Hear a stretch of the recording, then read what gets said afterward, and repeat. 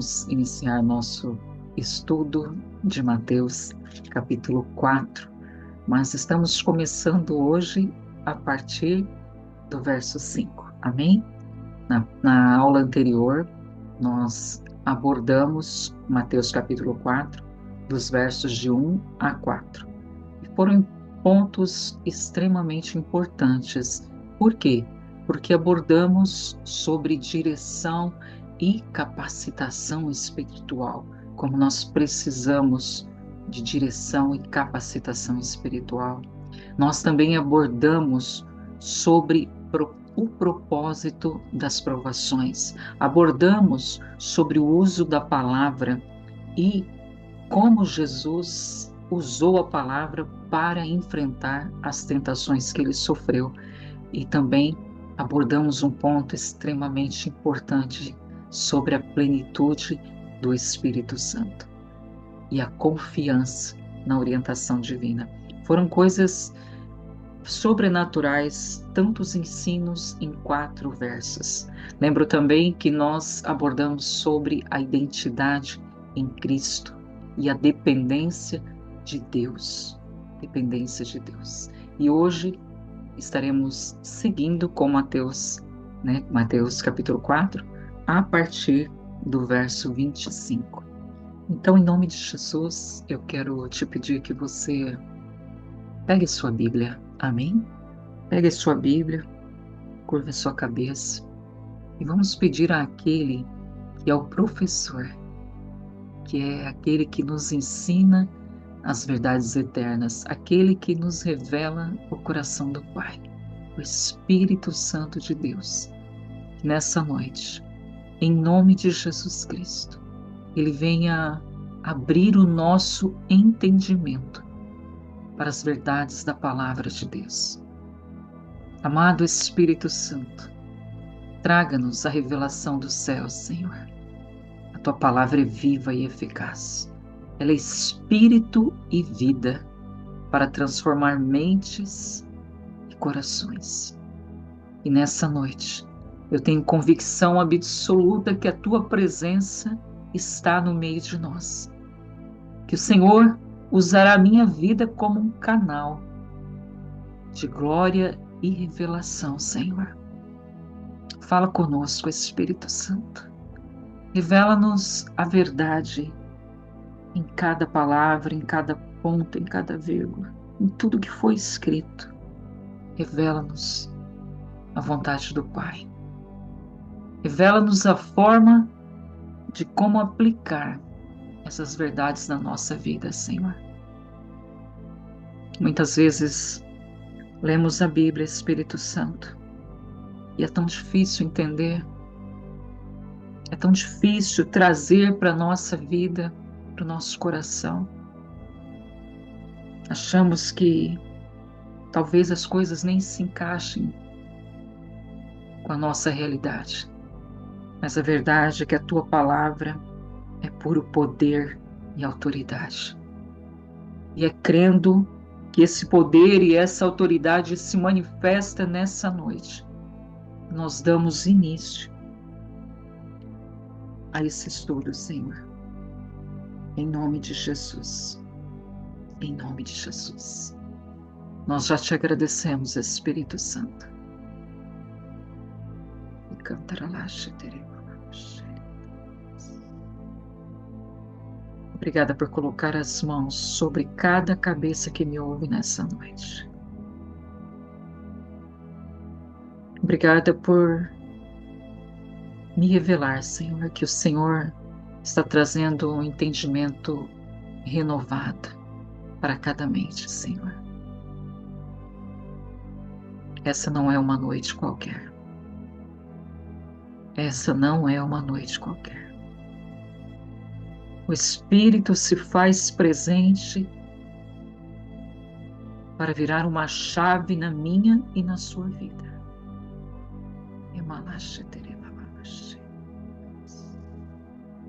Já começo a sentir peso de glória. Aleluia.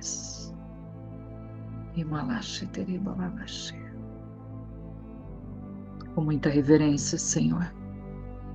que nós iniciamos esse estudo com muita reverência, Senhor, à tua santidade, à tua perfeição, com muito temor, Senhor. Nós ousamos procurar entender as tuas verdades, Senhor. Sim, Espírito Santo. Faça isso, Senhor. Coloque as tuas mãos sobre cada cabeça nessa hora. Sobre todos aqueles que me ouvem nesse momento, Senhor. Coloque as tuas mãos.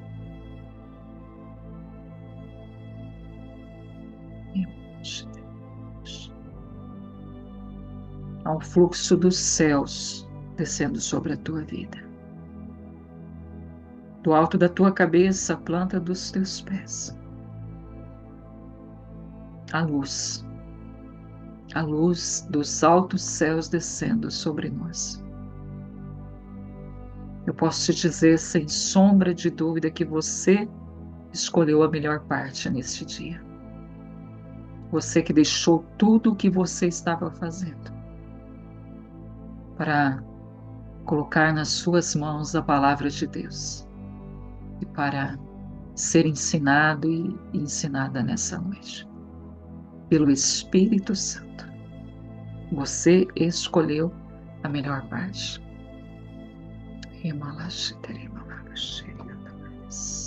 Aleluia. Mateus, capítulo 4. Vamos ler do verso 5 ao verso 7. Amém? A palavra diz: Então o diabo o levou à cidade santa, colocou-o na parte mais alta do templo e lhe disse: Se você é filho de Deus, jogue-se daqui para baixo, pois está escrito: Ele dará ordem aos seus anjos ao seu respeito, e com as mãos eles o segurarão, para que você não tropece em pedra alguma. E Jesus lhe respondeu: Também está escrito. Também está escrito: Não tentarás o Senhor teu Deus. Aleluia. Nós vamos comentar um pouquinho sobre cada verso, amém? Na medida que o Senhor for nos dando direção e sabedoria. O verso 5 diz: O diabo o levou a uma cidade santa. É a primeira vez que aqui se cita Jerusalém. Amém? Está falando da cidade santa. Eu quero tirar um dia para falarmos somente sobre Jerusalém, sobre a cidade do nosso Deus. Então o diabo o levou à cidade santa, colocou-o na parte mais alta do templo. O templo era o lugar mais sagrado que existia. E após a primeira tentação que Jesus sofreu, que foi transformar pedras em pão, Satanás leva Jesus a Jerusalém, a cidade santa, e coloca ele no ponto mais alto. Por que Satanás fez isso? Porque aquele ponto era o centro religioso do povo judeu. Ele queria chamar a atenção. A parte mais alta do templo, o pináculo, era um lugar de grande visibilidade e simbolismo, representando para Jesus um teste público da sua confiança em Deus. E Satanás estava tentando Jesus em um lugar de adoração e sacrifício. Se você fechar os seus olhos, você consegue imaginar isso. Ele leva o nosso Senhor no local mais sagrado de Jerusalém, no ponto mais alto, de grande visibilidade, um lugar de adoração e sacrifício. E ali, para Jesus, poderia representar uma verdadeira adoração e submissão a Deus. Ou um desafio a isso. Um desafio. E o verso 6 continua dizendo: se você é filho de Deus, jogue-se daqui para baixo, pois está escrito: Ele dará ordens aos seus anjos, ao seu respeito, e com as mãos eles o segurarão, para que você não tropece em pedra alguma. Você vê que mais uma vez, Satanás ele é insistente, amém? Ele questiona novamente a identidade de Jesus como Filho de Deus. E ele faz isso comigo e com você todos os dias, tentando fazer com que ele prove isso de uma maneira sensacionalista, amém?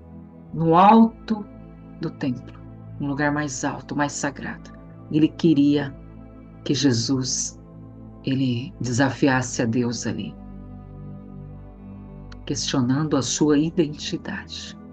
Ele queria que Jesus provasse isso e saísse do plano divino que Jesus tinha para a vida dele. Essa foi uma estratégia para que Jesus duvidasse da sua missão e da sua relação com Deus. E um ponto também extremamente importante que você precisa entender aqui. Satanás, ele usa distorção das Escrituras. Quando ele cita os Salmos 91 aqui, versos 11 e 12, esse é um texto que fala sobre a proteção divina. Mas ele vai distorcendo o sentido original desse texto, como tentando convencer Jesus a testar a Deus de uma forma bastante irresponsável. Como se a proteção divina fosse um direito a ser provado, não é? Será que muitas vezes nós não passamos por isso? Questionamos. Será que Deus está mesmo comigo? Será que está? Questionamos a proteção divina, como se isso fosse um direito nosso. Se Jesus ele tivesse aceitado essa sugestão de Satanás, ele estaria usando o seu poder divino para fins egoístas. Por quê? Porque ele não estaria confiando no tempo e no propósito de Deus para todas as coisas. Enquanto eu vou falando, eu trago isso para a minha vida, amém? Que você possa também trazer esses ensinamentos para o seu coração. Muitas vezes, aceitamos algumas sugestões do mal. Esquecemos que para Deus tudo tem um tempo e um propósito. Amém? O verso 7 diz: Jesus lhe respondeu: também está escrito, não ponha à prova o Senhor, o teu Deus. Olha que resposta. Por que Jesus pôde responder dessa forma? Ele citou Deuteronômio 6,16, onde o povo de Israel foi advertido a não testar a Deus, como fizeram em Massá. E Jesus fala para ele: também está escrito, não ponha o Senhor à prova, o Senhor teu Deus. A resposta de Jesus mostra a importância de interpretar corretamente as Escrituras. Satanás, de um lado, tentou distorcer, e Jesus foi lá e, com poder e autoridade, a autoridade de quem conhece a palavra, repreendeu ele. Ele pôde rejeitar a ideia de forçar a Deus a agir naquela circunstância, porque ele conhecia a palavra, ele conhecia a verdade. Não põe à prova o Senhor teu Deus. Isso ensina que a verdadeira fé não exige provas. Não exige provas. Nós que somos seguidores de Jesus, que temos Ele como Senhor e Salvador da nossa vida, nos apoiamos na fidelidade de Deus. Amém? Conforme está revelado na sua palavra.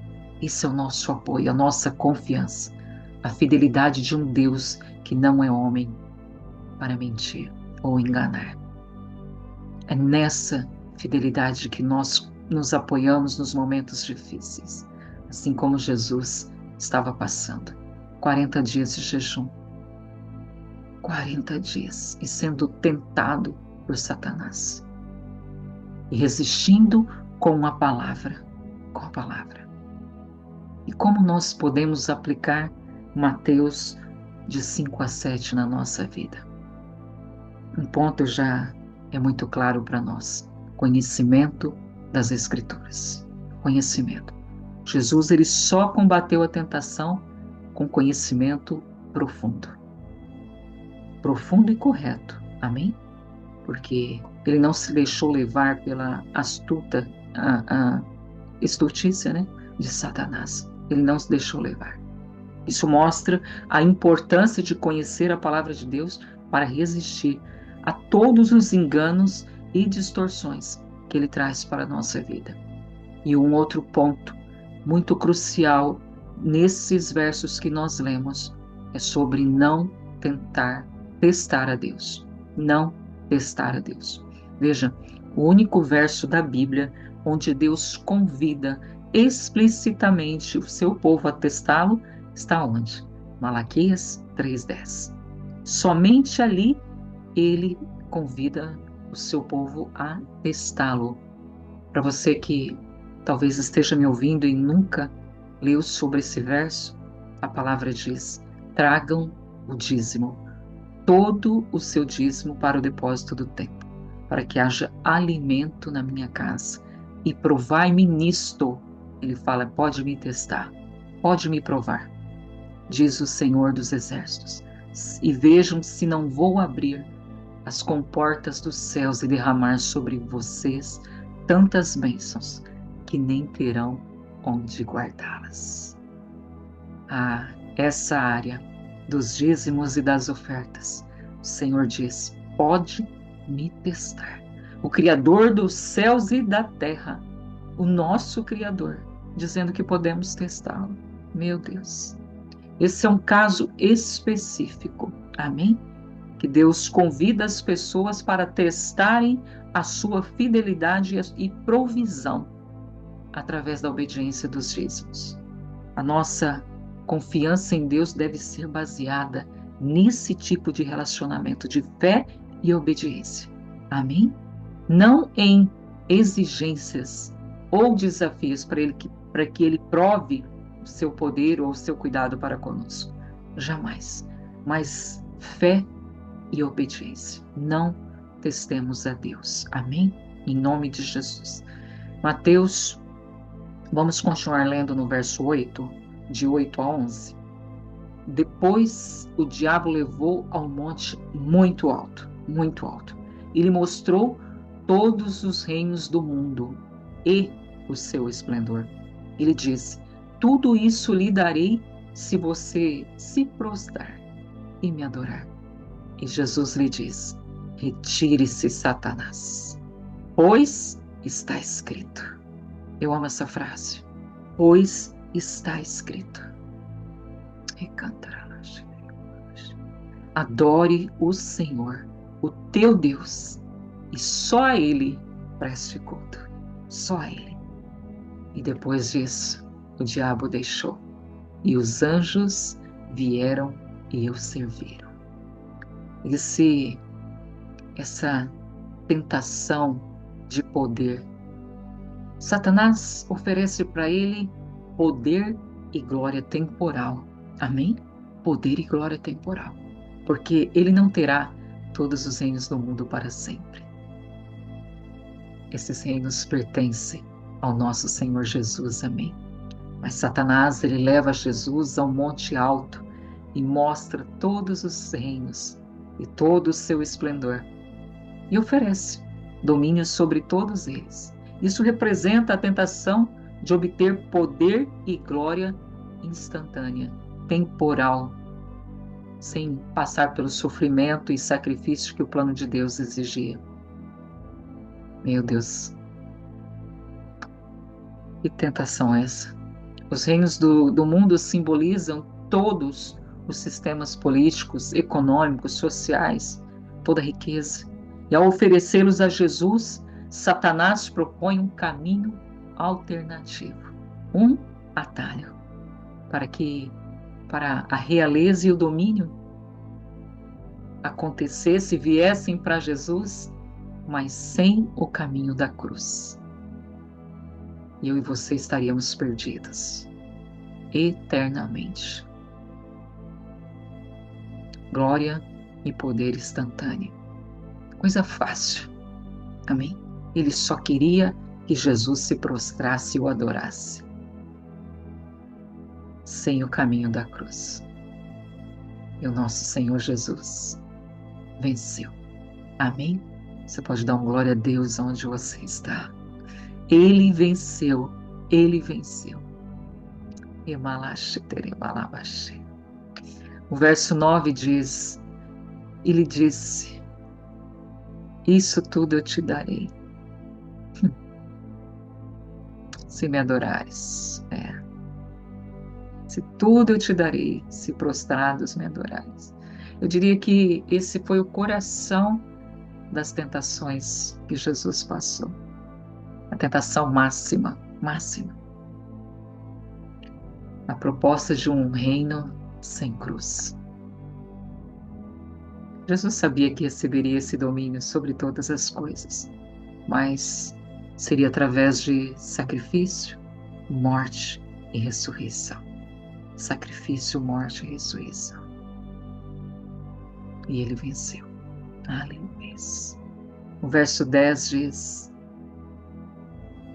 nós já lemos, né? Adore somente ele, preste culto. Jesus diz: retire-se, Satanás, pois está escrito: adore ao Senhor, o seu Deus, e só a ele preste culto. Essa é uma rejeição direta, amém? Jesus, como nós falamos, ele rejeitou diretamente essa oferta de Satanás como um exemplo de obediência e fidelidade a Deus. Amém? Obediência e fidelidade. E quando o verso 11 diz: então o diabo deixou e os anjos vieram e o serviram, foi ali o fim da tentação. A resistência de Jesus fez com que Satanás o deixasse. Isso te lembra um verso lá de Tiago 4:7 que diz: portanto, submetam-se a Deus e resistam ao diabo, e ele fugirá de vocês. Jesus foi o nosso exemplo de resistência. Assim como ele, nós precisamos nos submeter a Deus e resistir ao diabo com a palavra. Amém? Com a palavra. Após a tentação, os anjos vêm para ministrar a Jesus, provavelmente trazendo alimento, conforto. Isso mostra o cuidado de Deus. Cuidado de Deus com aqueles que permanecem fiéis e não se rendem às tentações. Não se rendem. Aleluia. Deus, ele fortalece aqueles que enfrentam as provações com coragem, com determinação e se mantêm firmes em sua palavra. Não retrocedem. Amém? Não retrocedem. Todas as vezes que você se sentir desanimado ou desanimada, coloca teus joelhos no chão e fala: Pai, olha para o meu estado nesse momento. Olha para o meu estado. Fortaleça-me através do teu Espírito. Amém? Em nome de Jesus. Mas com o diabo você resiste. Dá uma ordem e ele tem que sair da sua vida. Em nome de Jesus. É importante trazermos alguns pontos sobre isso que nós lemos, da forma como nós podemos aplicar esses versos. O primeiro deles é resistir à tentação de caminhos fáceis. Amém? Resistir. Muitas vezes somos tentados a buscar atalhos para alcançar os nossos objetivos, evitando muitas vezes o sofrimento e o sacrifício que fazem até parte do plano de Deus para o nosso crescimento. Mas assim como Jesus, por mais difícil que seja o caminho, precisamos rejeitar atalhos caminhos fáceis. Amém? Em nome de Jesus. E um outro ponto extremamente importante: adoração exclusiva para Deus. Exclusiva. A verdadeira adoração é devida somente a Ele. Amém? Aqueles que me adoram em espírito e em verdade. Devemos estar atentos para não permitir que nada, absolutamente nada, tome lugar de Deus em nossos corações. Seja poder, glória, riquezas ou qualquer outra coisa. Amém? Ele tem prioridade máxima, adoração exclusiva nas nossas vidas. E lembrarmos também do poder das Escrituras, em nome de Jesus. Em nome de Jesus. Eu quero fechar esses versos dizendo que as tentações, elas se concentraram em 3 áreas chaves da vida humana. A primeira dela foi necessidades físicas. Amém? Necessidades físicas. A segunda foi adoração. E a terceira, poder e orgulho espiritual. 3 esferas de tentação: fome, desejos da carne; fama, orgulho da vida; provisão, prestígio, poder. São tentações universais enfrentadas por todas as pessoas. Também fortuna, riqueza, né? Desejos dos olhos, adoração por falso ganho, adoração para alcançar as coisas de uma maneira fácil. 3 esferas de tentação que nós passamos hoje em dia. Você pode ver, quando você fala para uma pessoa, você precisa jejuar, ela logo pensa na fome. Não é verdade? Ela logo pensa na fome que ela vai passar. Por quê? Porque é o desejo da carne que fala mais alto. Eu não quero passar fome. Eu não quero pagar um preço de fome. O meu e o seu Jesus. 40 dias. Passou 40 dias sem comer. 40 dias. Mas nós muitas vezes não queremos passar um dia, 2 ou 3. Amém? Precisamos reaver a nossa conduta em relação à nossa fé muitas vezes. Amém? Eu garanto para você que não tem nenhum tipo de doença pré-existente, que você pode fazer jejum na água por muito tempo e vai se sentir muito bem. Muito bem. Nem fome sente. É maravilhoso. Amém? E continuemos aqui dos versos 12 a 17. Em nome de Jesus. Deixa eu só tomar uma aguinha.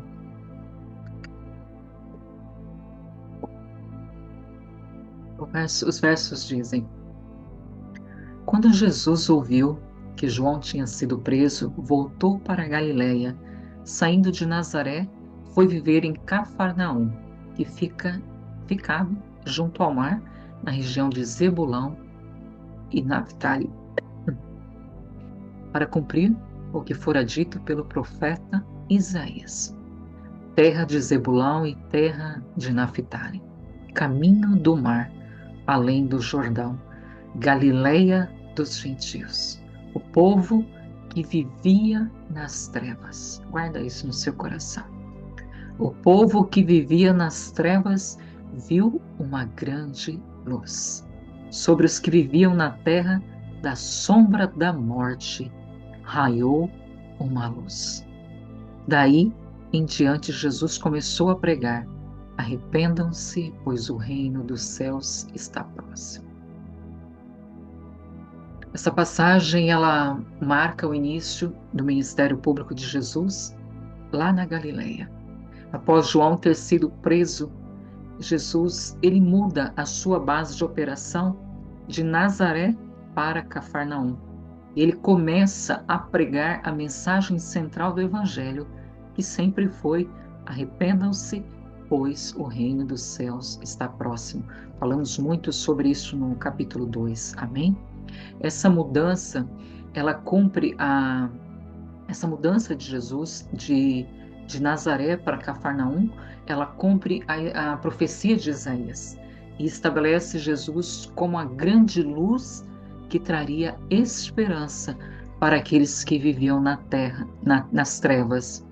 E a Galileia é interessante porque ela era uma região muito estratégica, muito estratégica. Ela era densamente povoada e com uma mistura de cultura judaica e gentias, o que a tornava uma área bastante desprezada pelos judeus de Jerusalém.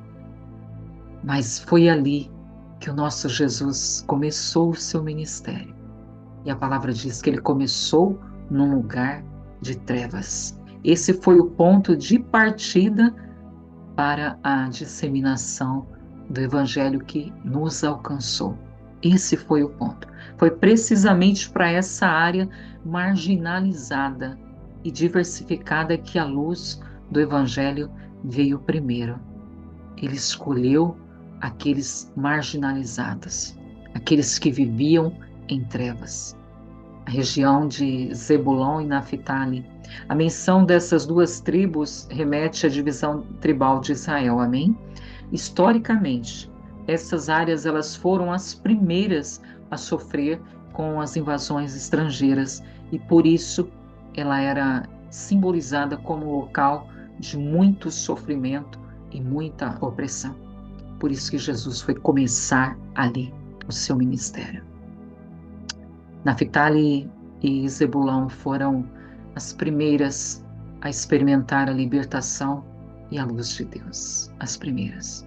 Em meio a um tempo de escuridão e trevas e opressão, foram os primeiros. Espiritualmente, a vinda de Cristo veio como luz para esse local, para aqueles que viviam em trevas, oferecendo a eles redenção e esperança.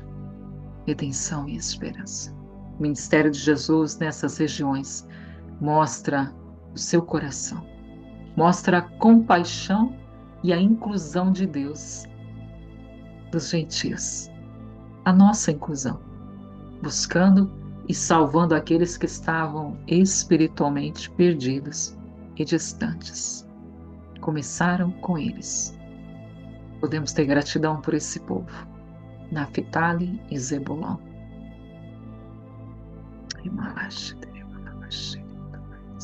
Ao começar o seu ministério ali, Jesus ele traz esperança para aquela região. Esperança, luz e esperança. Amém? Em nome de Jesus. E para finalizar, nós vamos ler do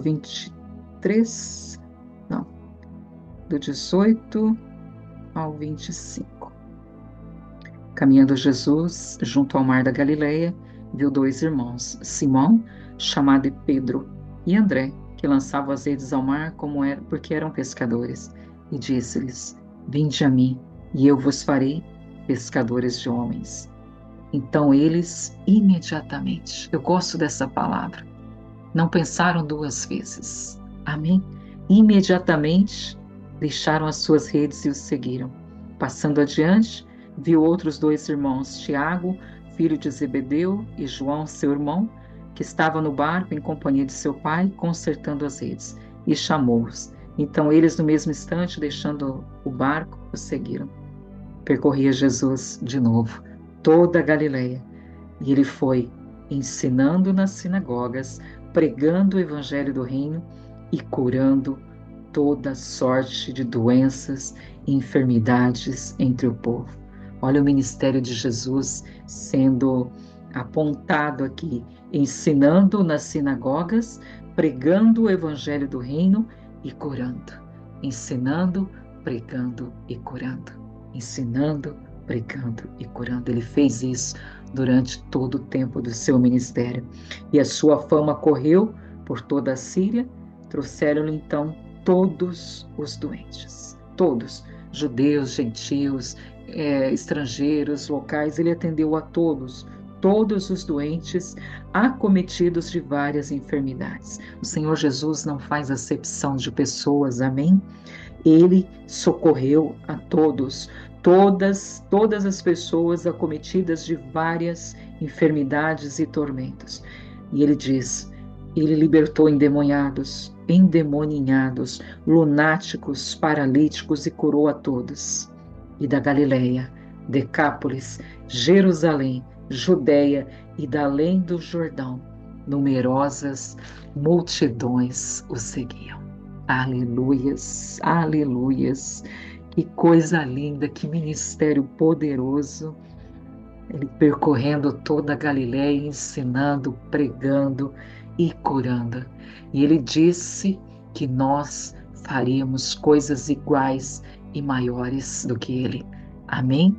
Eu creio nisso de todo o meu coração. À medida que nós vamos nos relacionando mais intimamente com o Senhor Jesus, ele vai nos capacitando. Ele vai nos capacitando para curar, para restaurar, para trazer esperança, luz.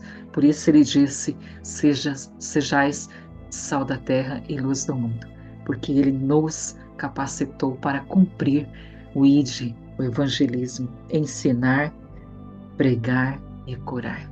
Amém? Em nome de Jesus.